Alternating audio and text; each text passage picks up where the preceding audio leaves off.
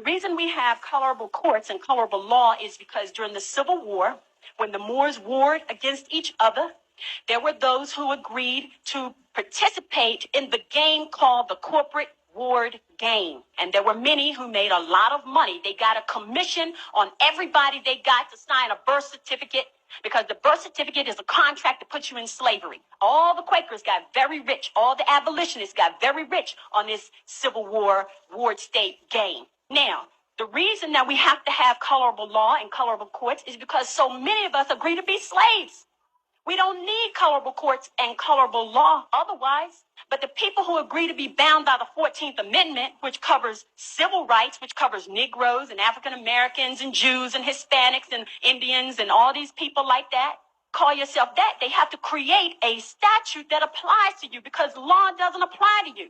So it's not their fault. It's the fault of the people who agree to be outside of their sovereign capacity. Now, if you walk in and you want to reestablish it, they're at odds because they're not accustomed to people walking in who are conscious and sovereign. You can't separate the two when you walk into a courtroom. And when I say you walk in on your square, I mean not to be deterred. When you know you have law on your side, do not back down. But you do not have to be belligerent. The law of the land, as it applies to the United States of America and the United States, is their Constitution.